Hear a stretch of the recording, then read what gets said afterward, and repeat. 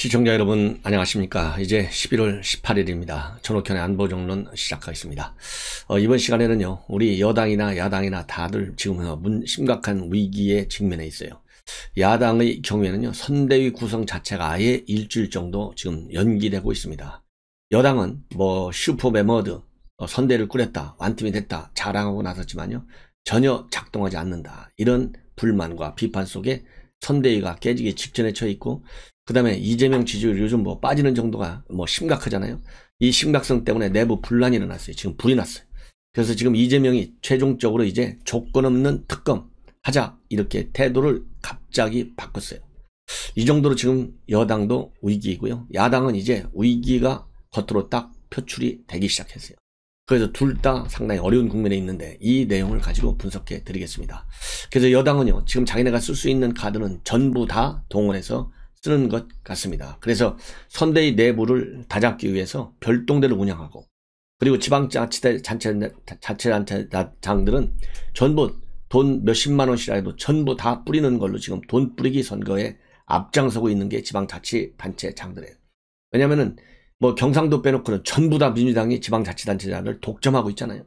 그러다 보니까 돈 다 뿌리는 거예요, 지금. 전국민 재난지원금을 이런 말하자면 변형된 형태로 지급하는 것이고, 그 다음에 당을 통합해요. 즉, 최강욱이가 이끄는 위성정당 열린민주당하고, 그 다음에 더불어민주당하고 둘을 합쳐버려요. 자, 그래서 선대위 개편, 그 다음에 당대당 통합, 전국민 재난지원금을 지방자치단체 차원에서 뿌리는 형식으로 이재명의 카드를 살려주는 거예요. 이렇게 해서 이제 살아나는 구멍을 찾고 있어요. 근데 제가 보기에는 못 살아나요. 이런 상황임에도 불구하고 문재인 대통령은 입을 딱 다물고 있어서 여권 내 불만이 제고되고 있다, 이렇게 정리를 할 수 있습니다. 그리고 야당의 원인 여러분들 잘 아시죠?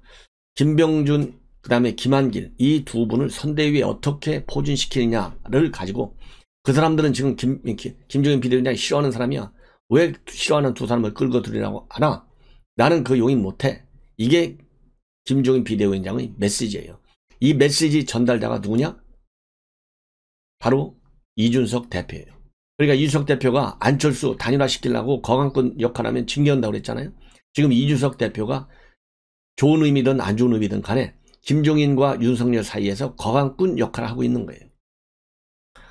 자, 그래서 상당한 진통이 있습니다.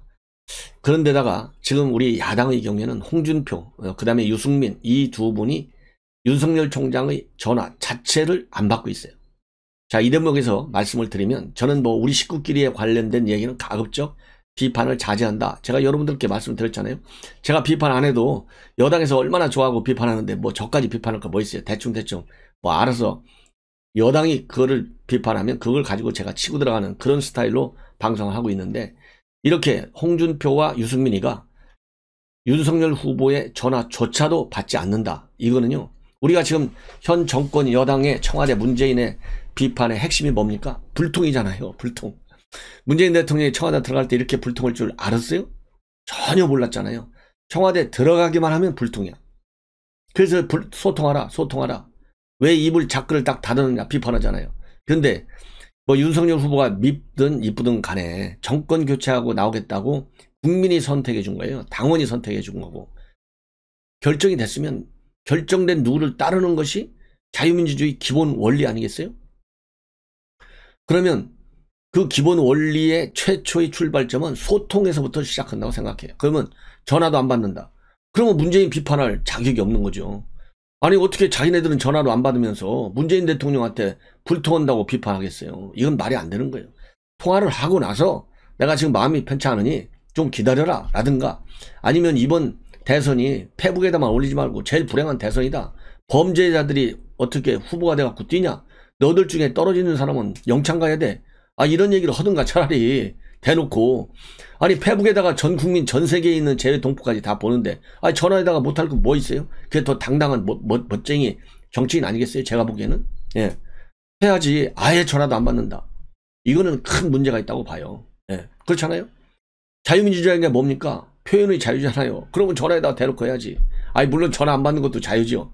그러나 지금 전화 안 받는 자유가 정권 교체라고 하는 정치 목표를 말하자면 약화시키고 희생시키는 툴로 작용해서는 안 된다. 이 점을 제가 지적하는 거예요. 자, 그러면 이런 상황에서 제 뭐 서서는 이 정도로 하고, 이런 상황에서 오늘 이제 쭉 누굽니까? 윤석열 후보도 한마디 하고, 그 다음에 이준석, 그 다음에 이재명, 이 현 정치판의 주인공들이 뭐라고 얘기했는지 말씀을 드릴게요. 먼저 세금 초과세수가 10조 사이 19조가 있는데 왜 이 돈이 19조나 많이 나왔다고 얘기를 안 했느냐, 왜 이걸 가지고 전국민 재난지원금 안 주려고 하느냐 해서 윤호중 원내대표라고 하는 사람이 기재부를 국정조사하겠다. 그러니까 여당이 정부 부처를 국정조사하겠다는 건요, 글쎄 저도 뭐 기억력이 별로 자신이 없는데 제가 머리털 나고 나서 처음 들어요. 막말로 얘기해서. 예, 생전 처음 들어. 야당이 국정조사 한다고 해도 여당이 감싸는 게 기본 아니에요?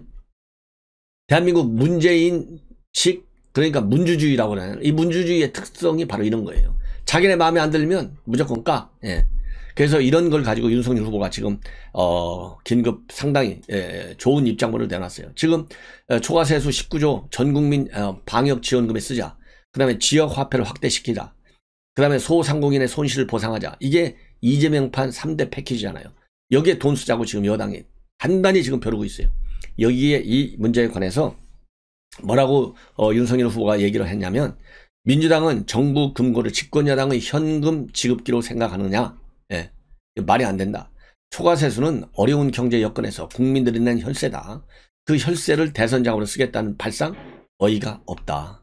그렇다고 해서 거둔 세금 무작정 쌓아 두자는 것이 아니고, 초과세수라고 하는 것은 기재부 주장하는 것처럼 소상공인의 손실보상, 그리고 손실보상에서 제외된 업종 딱 두 군데. 자, 여러분들 분명히 알아주십시오. 소상공인들 손실보상, 지금 소득 주도 성장 정책으로 인해서 제일 피해를 많이 보는 것이 소상공인들, 자영업자들, 영세민들이잖아요. 이 손실보상이에요. 그리고 손실보상에서 제외된 예를 들어 노래방 뭐 이런 거, 예? 노래방도 소상공인이랑 볼 수 없잖아요. 그 다음에 음식점, 이런 걸 지원하자 이거예요. 소상공인의 손실보상을 하고, 또 손실보상으로 안 되는 소상공인이 아닌 직종들, 얼마나 합리적이에요. 문제는 기재부에 대한 민주당의 정치적 압박이다. 압박의 모양새가 거의 맡겨둔 돈 내놓으라는 식이다. 재정운영이라고 하는 것은 정부도 여당도 모두 공동 책임이 있는데, 막중한 책임 있는 여당이 잘못된 재정 운영을 반성하고 사과하기는커녕 국민 혈세를 주머니 속 쌈짓돈으로 여겨도 되는 것인지 묻고 싶다. 물론 기재부의 부정확한 세수 예측은 잘못된 일이지만 이를 빌미삼아 기재부를 국정조사 운운하고 겁박하고 결국 이재명 후보의 대선 공약을 관철시켰다. 이런 생각을 하는 민주당, 이거는 공당이 아니다. 그래서요, 이 윤석열 후보의 조금 전에 나온 이 입장문을 우리 시청자 여러분들께서 제 방송을 SNS를 통해서 많이 공유해 주셔가지고 윤석열 후보 이 입장이 옳은 얘기다 라는 데 대한 공감, 그리고 이재명 나라 맡기면 나라가 거덜난다. 제가 보기에는요, 차베스가 이끄는 베네수엘라보다 더 거덜나면 낫지 덜 나지 않아요. 예, 이거를 좀 부각시켜 달라고 말씀을 드리고 싶고, 그 다음에 이준석이가 지금 여기저기 방송 다니면서 한 얘기들이 지금 보도에 나와요. 엄청 부지런해요. 뭐 방송이란 방송은 다 다녀요. 예. 그래서 TBS도 나오고 뭐 CBS도 나가고 여기저기 나가는데, 그러다 보니까 메시지가 상당히 나름대로 의미가 있고 우리가 또 알아야 돼요. 예. 그래서 이 선대위 구성과 관련해서 이 김종인과 김병준의 갈등 있다 인정을 했어요. 그러면서 선대위 틀이 바뀔 수 있다. 어떻게 바뀌느냐? 지금까지 언론에 보도된 선대위 틀은 윤석열과 이준석, 그 다음에 김종인 비대위원장이 어느 정도 이해하고 있는 부분. 어떻게 되냐면 총괄 맨 위에 총괄에는 누구냐? 김종인. 그 다음에는 상임 선대위원장은 누구냐? 이준석과 김병준. 그 다음에 공동선대위원장에는 원희룡, 나경원 등등등등 10명. 딱 이렇게 돼 있잖아요. 이 구도가 변할 가능성이 있다. 이렇게 밝혔어요. 그러면서 지금까지는 김종인 원톱 선대위 외에는 다른 옵션 전혀 고려하지 않았기 때문에 이거는 절대 포기할 수 없다. 예. 그리고 윤석열 후보도 이거 없애는 방법 고칠 수 반드시 받아들여야 된다. 결국 김종인 의중이 더 많이 반영되는 형태로 타협이 이루어져야 된다. 이렇게 강조하고 있어요. 예. 자, 그리고 선대위 이러한 구조와 관해서는 윤 후보가 김종인 비대위원장의 조언을 받아들일 의향이 있다고 윤 후보에게 전달받았다. 예. 이렇게 입장을 밝히고 있습니다. 그리고 이 김종인 비대위원장과의 관계, 이 김종인 비대위원장이 과거 이 동아 이 비자금 관련해서 뇌물을 받은 혐의로 실형을 살았잖아요. 이거와 관련해서 이런 사람이 어떻게 윤석열 이 후보 깨끗한 사람하고 이 일을 같이 할 수 있겠느냐, 이런 비판했잖아요. 이거가 지금 문제가 되고 있어요. 예, 이거가. 그러면서 이준석 대표 또 어제에 이어서 오늘 또 김병준 위원장이 과거 언론 인터뷰에서 세게 들이받았다. 왜 그런 인터뷰를 했는지 모르지만 김병준 위원장 그분 개인이 노력해서 풀어야 된다. 김병준 위원장이 김종인 위원장한테 사과를 하면 좀 모양새가 좀 나아질 수 있다. 그런 모양을 취하면. 그러나 둘 간에 오이개를 다투는 상황이 될 수도 있기 때문에 승부사로서 네임밸류에는 두 사람 사이에 현격한 차이가 있는 것 아니냐. 그래서 꼬리를 내려야 된다는 거죠. 김병준이가 하고 싶으면 이 김종인 바로 밑으로 둬야 되는데 아무 일도 없었던 것처럼 밑으로 두른다는 거, 그거는 김종인 비대위원장이 받을 수가 없다. 완전히 지금 대변을 하고 있어요. 예. 그리고 윤 후보도 이런 식으로 의견이 엇갈리면 타협하려고 할 텐데 기브 앤 테이크가 나오기에는 김종인 비대위원장이 확신이 센 분이다. 그러니까 어설프게 타협하려고 하지 말아라. 일종의 최후 통첩성 발언을 하고 있는 거예요. 예. 최후 통첩성 발언. 그 다음에 이거는 이제 TBS에서 그렇게 얘기했고요. 또 이거는 이제 최고위원회에서 오늘 지금 우리 지지율이 윤석열 후보 지지율이 굉장히 높게 뜨고 있잖아요. 여기에 흥분되어 있다. 들뜨면 안 된다. 낮은 자세로 정권교체에 나서달라. 이거 옳은 얘기예요.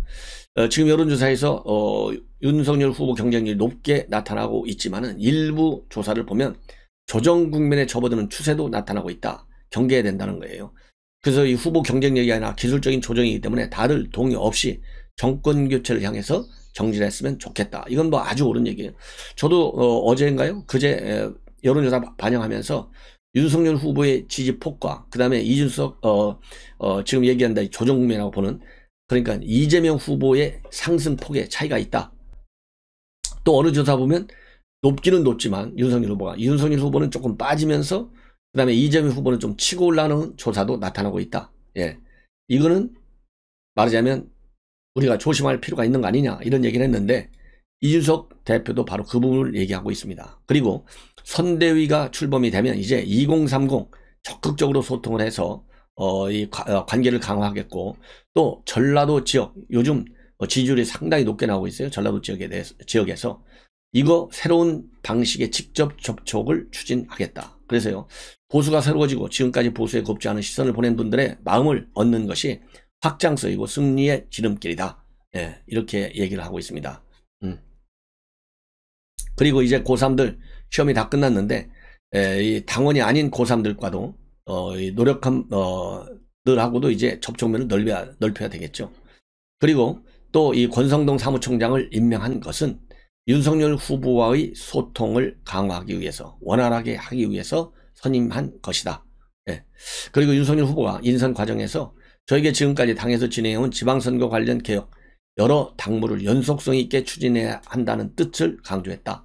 이 얘기는 결국 윤석열 후보도 자기의 지방선거 출마자들 시험 보겠다는 거, 이거 승인을 받았다는 얘기예요. 더 이상 총장이 바꿨으니까 나 흔들려고 하지 마, 어설프게 흔들려고 하지 마, 이 얘기나 마찬가지고. 그 다음에 또 이 홍준표 후보가 아까 말씀드린 대로 윤석열 후보가 전화도 안 받고 뭐 도와주지 않겠다, 지금 이렇게 딱 선을 긋고 있지 않습니까? 거기에 대해서 뭐라고 얘기했냐면, 아까 모두에 말씀드린 대로 홍준표 후보 의원이 윤석열이 당선되면 대한민국이 불행해진다. 예, 경선에서 치열하게 다투기 때문에 그렇게 언급을 했어요. 이 문제에 관해서 이준석 후보가 아마도 이 경선에서 치열하게 다투어서 지금은 휴식기간, 마음을 추스르는 시간이 필요해서 그런 것이 아니겠느냐. 많은 사람들이 양해하고 있다. 그렇게 얘기를 했어요. 홍준표 후보가 이렇게 막말식 얘기하는 거 좀 이해하고 기다리자, 이런 얘기 아니겠어요? 그렇지만은 나중까지 그런 표현을 지속하시면 좀 곤란하다. 그래서 경고에 나설 수 있다는 의미로 발언을 했습니다. 그리고 이러한 문제에 대해서는 윤석열 후보가 직접 풀게 나서야 되겠다. 본인이 나설 의향은 없다라는 점도 다시 강조하고 있어요.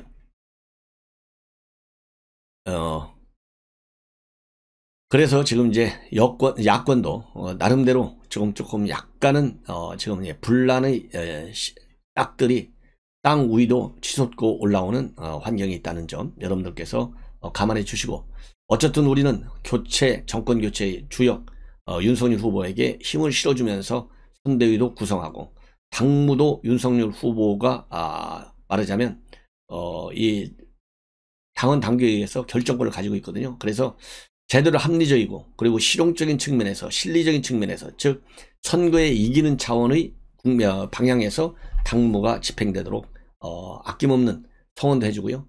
또 이 건강한 비판과 또 합리적인 대안 있으면 언제든지 캠프 쪽에 전달하는 것이 좋겠다라고 생각이 듭니다. 자, 이제는 이재명 후보 결국은요.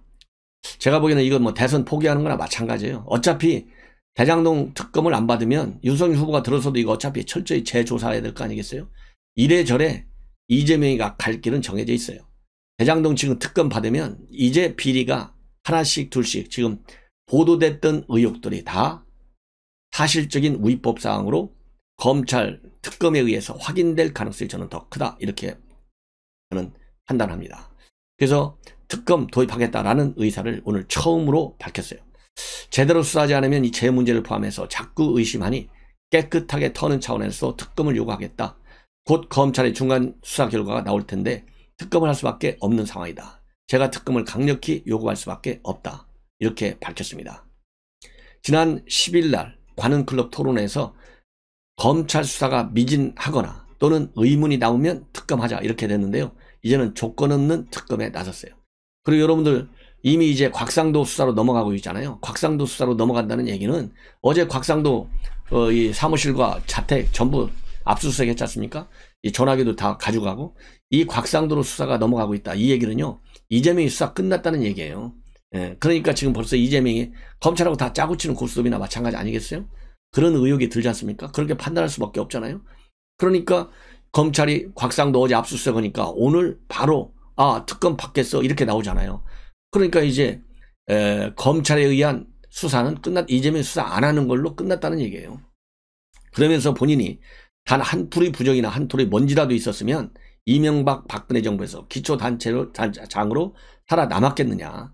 살아남기 위해서 싸우기 위해서라도 저는 부정부패를 하지 않았다. 예, 부정부패를 하지 않았다. 이렇게 얘기하고 있어요. 자, 그 말을 워낙 잘하고 말을 워낙 잘 돌리기 때문에 이 말 뭐 크게 의미를 둘 필요는 없다. 이렇게 해서 자성론이 나오고 있고 본인 후보부터 그 다음에 이재명 지지율 이대로서는 절대 안 된다. 자성론이 빗발치고 있습니다. 그래서 지금 윤건영 그 다음에 어제 양정철에 이어서 이탄희 이 세 명이 자성론에 앞장서고 있어요. 그래서 양정철은 이제 이번 선거가 끝나면 정계에서 은퇴하겠다.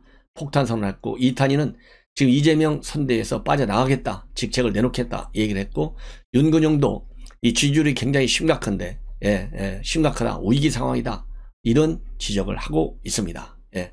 그러면서 특히 양정철 원장 대선이 넉 달도 안 남았는데 이렇게 유유자적하는 여유 있는 분위기 2007년도 참패한 선거 때 보고 처음 본다라고 할 정도로 위기에 처해 있어요.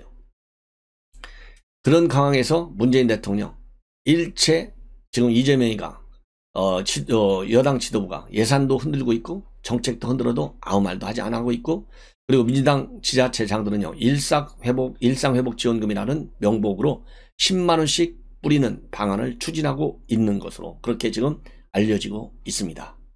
참 기가 막히죠. 그러면서 아직까지도 연기됐던 이해찬과 이재명의 회동은 열리지 않고 있어요. 이 얘기는 결국 뭡니까? 이런 흔들리는 이재명의 선대위 이해찬이가요 손복이 나선 거예요. 손복이 나섰다. 일종의 경고 메시지예요. 약속 안 한다는 것은. 그리고 당대당 통합 추진 합의했어요. 오늘 당대당 통합. 그래서 송 대표는 협상 대표로 우상호 의원을 선정을 했습니다. 이거 뭐 어차피 통합 당연히 하는 것이죠. 이게 무슨 의미가 있겠어요. 자, 이번에는요.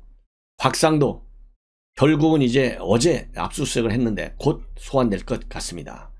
지금 아들 50억 원 이거 이 추징금 뭐라 그럴까요? 보전 신청을 검찰에서 해서 추징 보전 명령 결정이 내려졌잖아요. 법원에서. 이 추징 보전 명령 결정문에 따르면 이 곽상도 의원이 2015년도 6월에 김만배로부터요. 대장동 개발 사업 관련 법적 분쟁, 인허가 절차 해결을 이거를 잘 도와주면 아들을 취업시킨 후에 급여 형태로 개발 이익을 나눠주겠다. 이런 제안을 받고 수락한 내용이 이 추징 보전 명령 결정문에 적시되어 있다고 합니다. 그리고 2019년도에서 20년경에 화천대유 측에서 수천억 원의 수익을 올리니까 곽상도 의원이 아들 곽병철을 통해서 김만배에게 연락을 했어요. 그래가지고 이익금 일부를 달라 이렇게 요구했다는 내용도 추징 보전 명령 결정문에 나와 있습니다.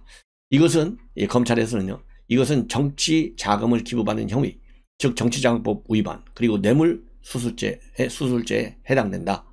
그래서 이 법을 적용해서 곧 소환 조사에 나설 그런 예정인 것으로 동아일보가 단독 보도하고 있습니다. 그래서요, 어제 이 곽상도 의원 직접 압수수색을 했고요.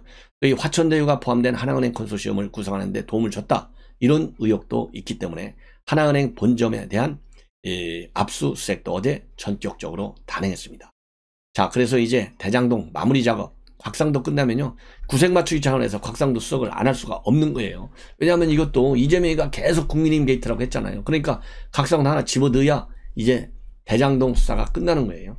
상당히 속도를 낼 것으로 보입니다. 그래야 빨리 특검으로 넘어가서 이재명이가 조건 없이 특검을 받았다는 얘기는 검찰 수사 이걸로 끝난다는 얘기예요. 그래서 이재명이가 이미 얘기한 대로 검찰 수사가 끝나서 미진하다, 그러면 특검 받자는 말하고 결국 일관성 있는 것 아니냐. 그래서 나중에 당신 말 바꿨지? 그러면 나 말 바꾼 게 아니야, 검찰 수사가 다 끝난 거잖아.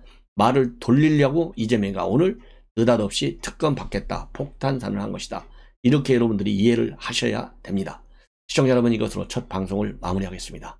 계속해서 알람을 설정해서 제 방송 많이 봐주시면 고맙겠습니다. 감사합니다.